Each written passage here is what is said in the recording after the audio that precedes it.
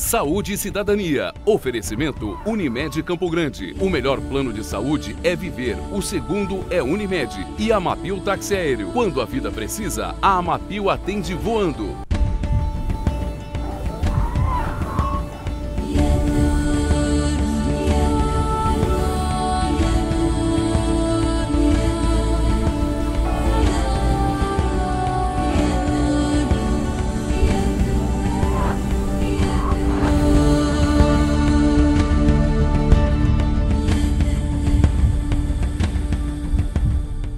Mais uma vez, é um prazer enorme para mim passar o dia todo de sábado aqui com vocês.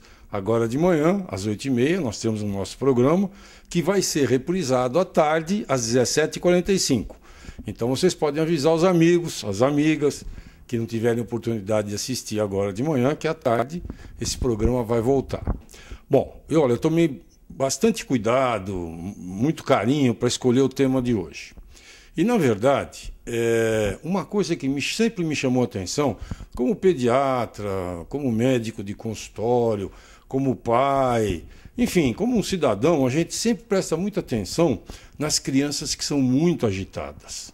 Existe uma questão de crianças agitadas, crianças que não param, que não têm poder de concentração, que às vezes incomodam, né? Incomoda numa festa, incomoda em casa. A gente fica sem saber, inclusive, qual é o limite de normalidade disso. Muito bem, esse é o nosso assunto de hoje. E eu convidei uma especialista, uma doutora de muita competência e também de muitas atividades. Uma profissional que eu admiro muito, a doutora Maria José Maldonado. Ela é médica especialista em neurologia e, dentro da neurologia, em neuropediatria. E tem várias atividades, viu? É vice-presidente da Associação Médica aqui do nosso estado, do Mato Grosso do Sul, e foi eleita recentemente, né, para ser mais preciso, nessa semana, chefe do serviço de pediatria do Hospital Universitário. Parabéns por tudo isso, doutora Maria José. Muito obrigada. Muito obrigado. É um prazer sempre estar com você aqui. E olha, o nosso bate-papo hoje é o seguinte, doutora Maria José, a gente sabe da vida, do dia a dia, né? Qual é a dificuldade que os pais têm de saber se uma criança é muito agitada dentro da normalidade ou se ela é muito agitada e já é problema. Como é que a senhora pode ajudar a gente nisso? Isso é muito complicado, porque até para nós, como médicos, classificarmos se uma criança é uma hiperativa patológica ou se não, ela é só danada. Então, na verdade, existem alguns critérios que a gente passa a utilizar a partir dos 6 anos de idade, segundo o DSM-4, que é uma classificação de transtornos mentais. Então, você tem todo um critério no qual, pela desatenção dos 9 itens, tem que ter 6, ou da hiperatividade com o módulo B, também dos 9 itens, pelo menos 6. Mas, na verdade, no dia a dia, como é que a gente vai desconfiar que uma criança seja hiperativa, que ela seja patológica, ela precisa de ajuda? A gente mais ou menos tem uma noção que a criança danada é aquela que se machuca toda hora, grita, conversa, fala, dorme pouco, cutuca. É isso exatamente que a criança faz, a criança hiperativa. Mas a que é exagerada, aquela que se machuca demais, a mãe vai ao pronto-socorro todas as semanas, a criança quebra o braço, quebra a perna, tem sutura direto. Você tem que ficar atento, porque ela se põe em risco o tempo inteiro. É um fator da criança hiperativa. A criança que incomoda todo mundo. Na sala de aula, a professora não dá aula, porque o tempo todo ele fica cutucando os amigos, ele fala o tempo todo, ele sai da carteira, ele sai da sala de aula, enfim, ele atrapalha a dinâmica escolar. É a criança, inclusive, que muitas vezes é agressiva. Ela não é só agitada, mas ela chega a ser agressiva, chega a machucar os colegas, responder professor, porque às vezes o hiperativo também mistura um pouquinho outras situações, que são as tal das comorbidades que a gente chama, transtorno opositor, é aquele que é não para tudo. Então, a coisa se dificulta um pouquinho mais, né, no comportamento. Então, quando a gente fala criança hiperativa, a gente acaba sempre lembrando do comportamento. O comportamento que é inadequado, que é antissocial, na verdade. Mas nós fazemos parte também do mesmo quadro, a tal da desatenção, que também faz parte do TDAH, que é o transtorno, déficit de atenção e hiperatividade. E no desatento, a conversa é completamente outra. Ele é quietinho, ele não incomoda, ele é obediente, só que ele está o tempo todo, que nem eu brinco, above the clouds. Ou seja, ele está fora do ar o tempo inteiro. Você fala com ele, ele não atende, ele não copia do quadro, ele não responde o que a professora fala, ele esquece de copiar a tarefa, ele não anota nada na agenda, ele esquece o dia de prova, ele esquece o trabalho, ele esquece de estudar, ele esquece tudo. Ele não lembra de nada, esquece tudo. Ele também é um TDAH, só que com predomínio da desatenção. Então, ele vai ser inadequado por quê? Porque a sua desatenção vai dar uma manifestação muito típica, que é o déficit escolar, que nem sempre o só hiperativo tem. Porque, às vezes, o hiperativo ele incomoda pelo comportamento, mas ele não é desatento, ele vai bem na escola. E é muito interessante as pessoas tentarem entender que faz tudo parte do mesmo quadro. Entendeu? Entendi. Olha que interessante. Quer dizer, então, na verdade, a doutora Maria José abordou duas questões que eu tenho certeza que vai ajudar muito em casa. Uma é aquela que eu me referi no início, que é a criança muito agitada, né? Então, muito agitada, e a doutora pediu para prestar atenção no seguinte: olha, são crianças que se machucam muito, crianças que não conseguem deixar o ambiente tranquilo. Dormem pouco. Que dormem tem a questão pouco. do sono, né? Dormem pouco. São ligados na eletricidade, né? Então, um pouquinho que descansa, tá tudo bom. Então, às vezes, as mães, quando trazem as crianças pequenininhas, lembra nossa conversa de sono um tempo atrás? Às vezes traz as crianças pequenas, doutora, ele não dorme, ele não para, ele não cochila durante o dia, nem de noite. Eu estou exausta. As mães chegam, às vezes, com olheira, cansadas de cuidar, porque realmente eles são exaustivos. Porque como eles são agitados e têm um temperamento diferente, eles vão embora e que o resto que acompanhe. É assim que funcionam as coisas. É muito interessante. Então, às vezes, eles vêm para mim pequenininhos. Claro que eu não posso classificá-los ainda de hiperativo, porque eles não têm ainda a idade que eu posso classificá-los, mas mais ou menos já previno as mães. Falo assim, olha, ele deve ser uma criança hiperativa mais tarde, fica atenta a esse fator, e a gente orienta direitinho. Então, na verdade, quando eu fiz a primeira questão, eu estava me referindo à criança agitada. Que a doutora acabou de reafirmar agora, inclusive mais um sinal, dorme pouco também. Só que também existe uma outra questão para nós prestarmos atenção em casa, hein? Olha só, que é aquela criança quietinha, calminha, só que vai mal na escola, não presta atenção em nada, não lembra de nada, não faz tarefas. E que passa por preguiçosa, muitas vezes, né? E qual que é o nome que se dá, doutora, para esse distúrbio da segunda criança? É o déficit de atenção. Então, na verdade, ele faz parte do TDAH, que é transtorno do déficit de atenção e hiperatividade. Mas ele pode ser só o desatento, ele pode ser só hiperativo, ele pode ser o tipo misto, que tem as duas situações. As duas situações. Você pode ter uma mistura aí no meio. Bom, nós já estamos começando a conhecer mais ou menos as coisas. Agora, eu vou partir por uma outra linha que todos vocês vão querer entender. Por exemplo, quando que a gente percebe e leva essa questão para os médicos? Como se faz esse diagnóstico? Tem tratamento? Mas tudo isso nós vamos deixar para o nosso segundo bloco. Um minutinho só que nós voltamos já já. Eu e a doutora Maria José. Saúde e Cidadania. Oferecimento Unimed Campo Grande. O melhor plano de saúde é viver. O segundo é Unimed. E Amapil Táxi Aéreo. Quando a vida precisa, a Amapil atende voando. Há momentos em que a rapidez pode significar uma vida. Nessas horas, conte com a UTI aérea Amapil para uma remoção segura com rapidez e tranquilidade. Porque quando a vida precisa, a Amapil atende voando. Bem, agora nós vamos retornando e vamos voltar a conversar sobre aquelas questões das crianças que são muito agitadas e que isso tem um nome especial, que são crianças hiperativas, como a doutora Maria José já falou, mas também existe a questão das crianças que têm déficit de atenção. Muito bem, doutora Maria José, nossa telespectadora, o papai, ele encontrou isso em casa. Como é que ele deve proceder? Bom, normalmente o pai vai fazer esse comentário com o seu pediatra, né? E o pediatra vai realmente verificar se isso acontece, porque uma coisa muito importante, tá, Cori? É que a criança seja hiperativa em pelo menos 2 contextos. Não serve a criança, só tem queixa em casa, ou só tem queixa na escola. A criança só tem queixa na escola, só tem queixa em casa, não é a criança hiperativa. Então, alguma coisa está inadequada. Então, a primeira coisa, o pediatra ser bastante assim perspicaz de poder fazer certas perguntas à família. Então, o pediatra vai identificar e ele vai encaminhar. Quem cuida do TDAH como especialidade ou é a neurologia infantil ou é a psiquiatria infantil. São as duas especialidades que cuidam da criança portadora de TDAH. E existe tratamento sim, claro. Claro que depende muito da sua faixa etária. Então, por exemplo, quando a criança é um bebê ou que é pequenininha, de 2, 3 anos, você vai escolher uma medicação que melhore o seu sono, que acalme um pouquinho mais, que não atrapalhe o seu desenvolvimento. A partir dos 6 aninhos, a gente pode utilizar uma medicação que é muito falada, que é o metilfenidato, então chamada também Ritalina, que ajuda muito na criança hiperativa.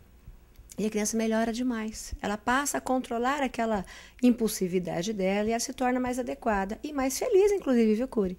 Porque as crianças que são hiperativas, infelizmente, acabam ganhando um rótulo, um carimbo em cima, e elas não são ditas muito queridas, não. Infelizmente.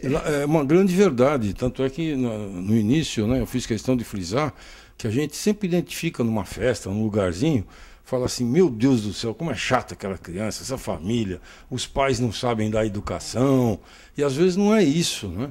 Às vezes não é culpa nem da família e muito menos da criança, né? E às vezes as crianças sofrem e as famílias também, porque não é muito raro, às vezes a mãe, mais a mãe que é que não é mais nos procura, né? Porque o pai trabalha fora, ele convive menos com a criança. Mas às vezes a mãe chora. Doutor, eu não sei mais o que eu faço, porque se eu for corrigir, eu corrijo o dia inteiro, eu bato o dia inteiro.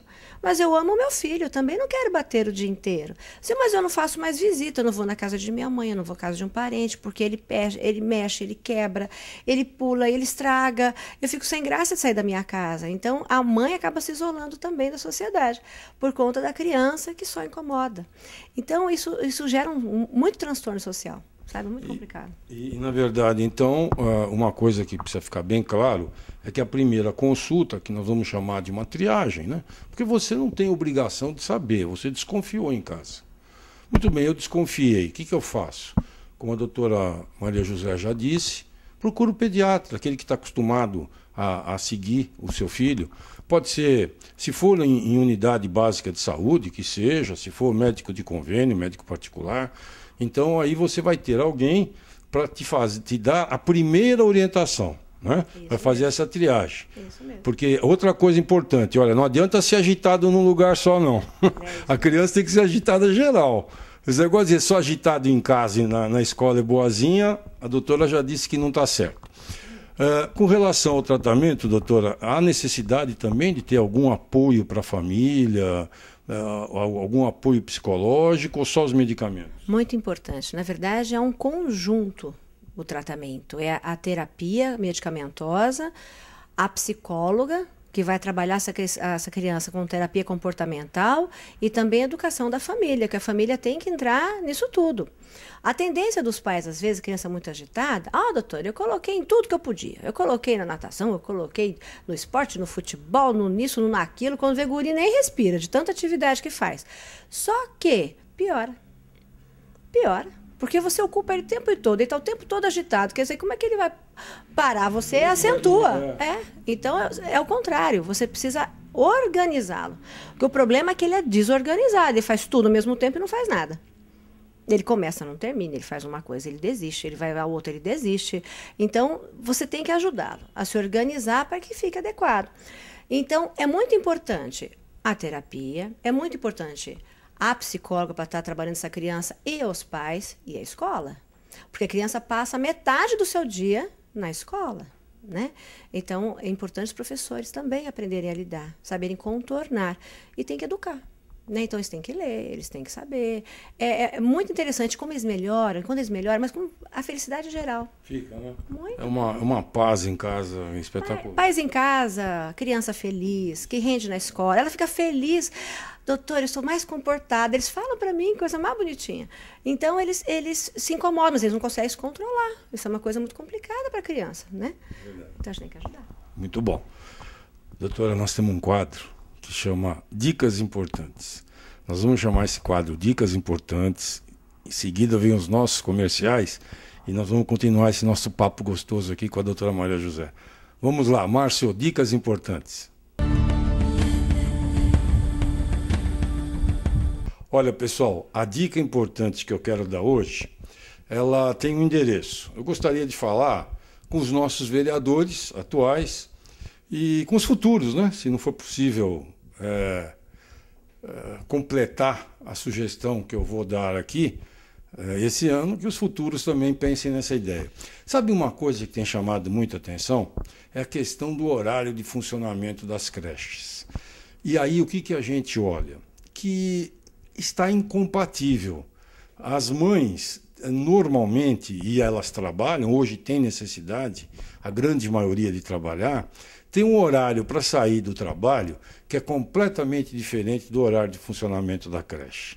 Eu acho que nós podemos e devemos pensar nisso com muito carinho. Eu fico imaginando, por exemplo, aquela funcionária de uma empresa, por exemplo, que vai até às 19 horas, o seu horário de funcionamento, e ela não tem condições de sair para buscar a criança na creche. Sem contar, por exemplo, as lojas, o comércio que está localizado nos shoppings. E, às vezes, o horário de funcionamento se estende até após as 22 horas. Olha, o serviço público precisa servir a população. Servir a população significa se adaptar às necessidades da população.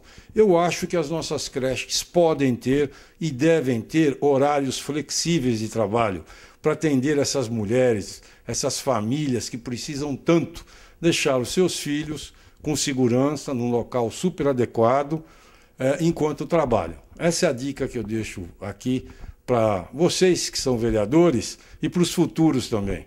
Nós vamos lutar por isso, tá? Um abraço. Saúde e Cidadania. Oferecimento Unimed Campo Grande. O melhor plano de saúde é viver. O segundo é Unimed. E Amapil Táxi Aéreo. Quando a vida precisa, a Amapil atende voando. Há momentos em que a rapidez pode significar uma vida. Nessas horas, conte com a UTI aérea Amapil para uma remoção segura com rapidez e tranquilidade.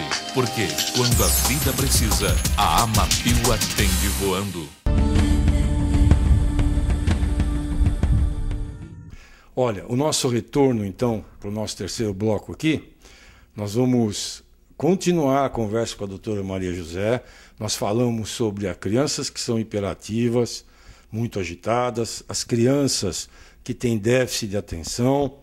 Agora, doutora, não são só esses dois diagnósticos, existem outros diagnósticos que até se confundem com esses dois, né? Qual que é aquele que tem se apresentado, ou que a senhora tem visto com mais preocupação ultimamente?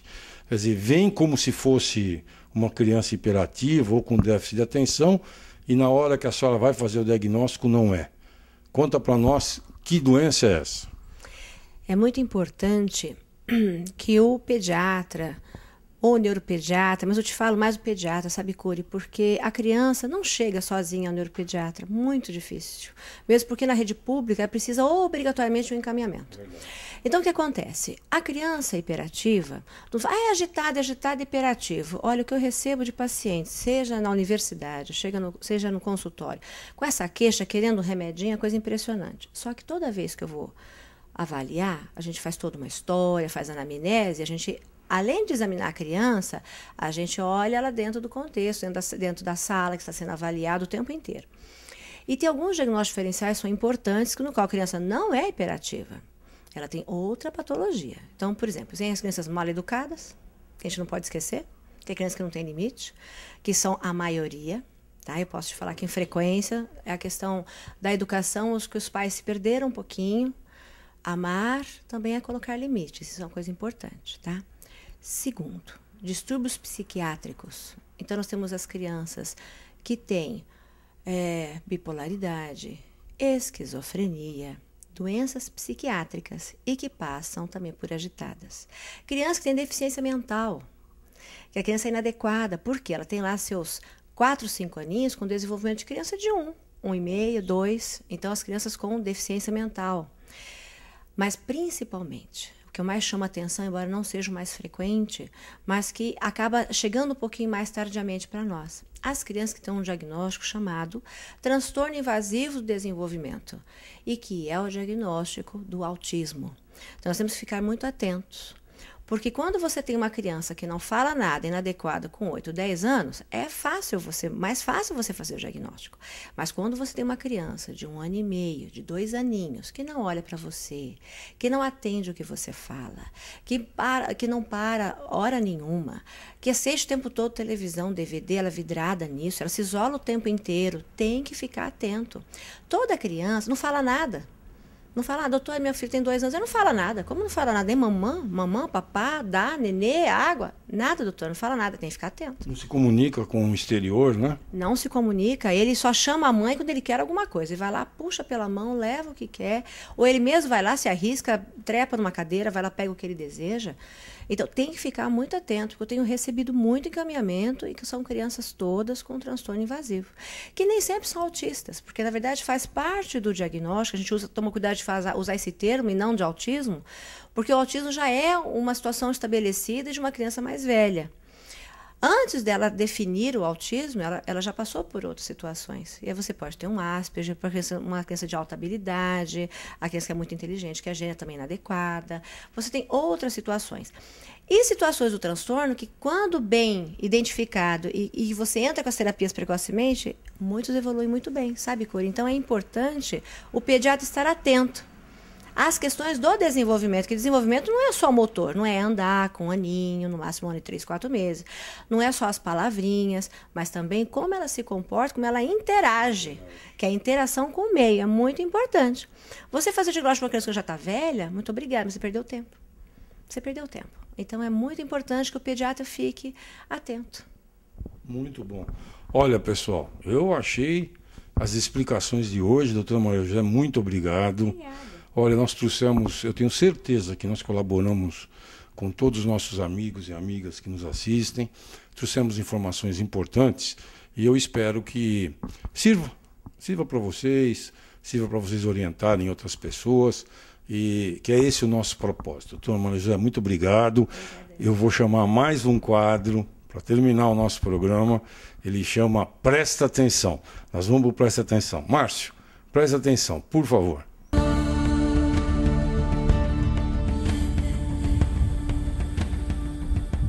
Amigos, o meu Presta Atenção de hoje, eu quero abordar um assunto que ele já foi manchete durante muito tempo.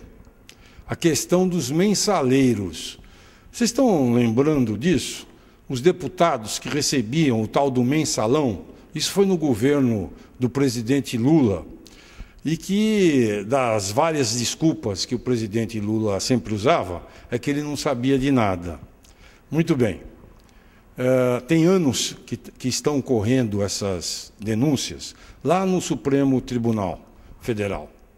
E agora, com esse negócio da CPI do Cachoeira, enfim, voltou à tona isso de novo. Eu quero relembrar com vocês. Primeiro, eu gostaria que vocês imaginassem aqui, essa minha mão direita, o que é mensalão. Então, olha, imagine o seguinte, eu vou explicar mensalão. Todo mês, deputados federais e senadores, além de receber o salário, recebiam também uma mesada, um bônus, que era chamado de mensalão. Os valores, ao certo, ninguém tem. Mas, olha, já ouvi falar de tudo, de R$40 mil por mês, de R$50 mil por mês.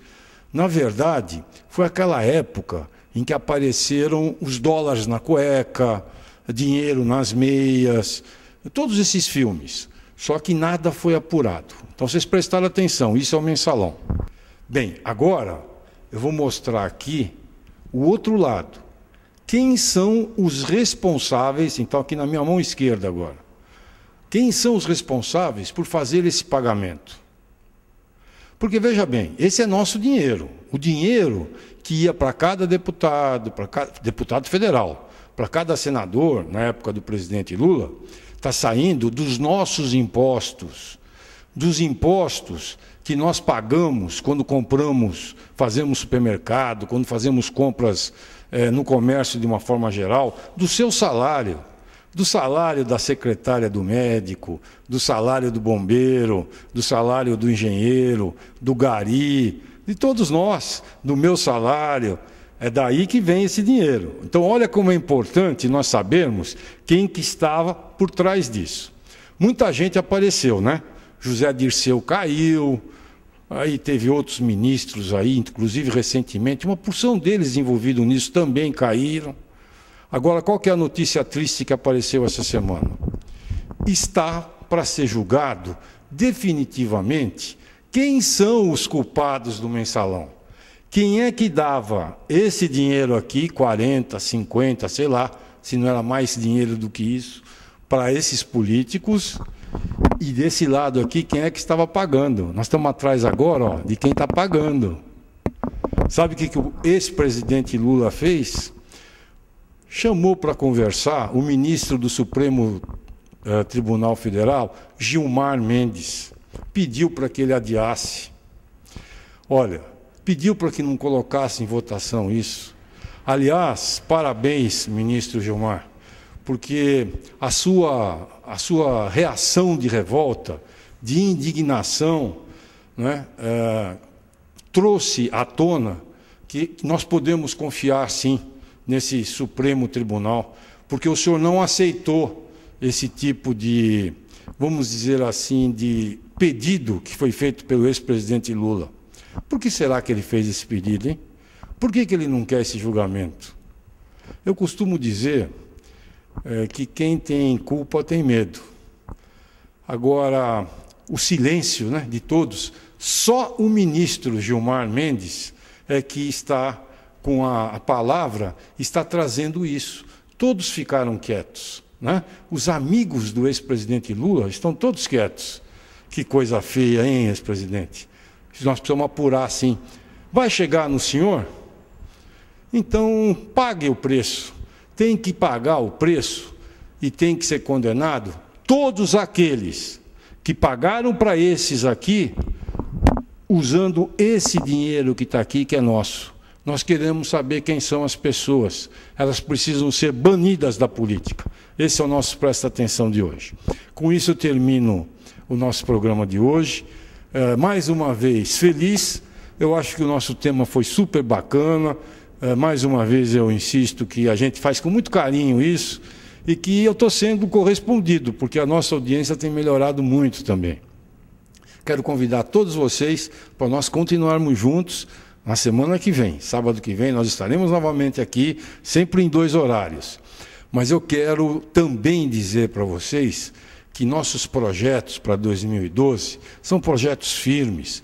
Nós vamos continuar a fazer essas denúncias e vamos continuar trazendo aqui temas que reforcem não só a questão da saúde, que é muito importante para todos nós, vamos melhorar a nossa saúde, como também para reforçar e trazer mais cidadania para todos nós. 2012, cada vez mais juntos. Muito obrigado, até sábado que vem, em 2 horários, 8h30 da manhã, 17h45, aqui na Band. Até lá.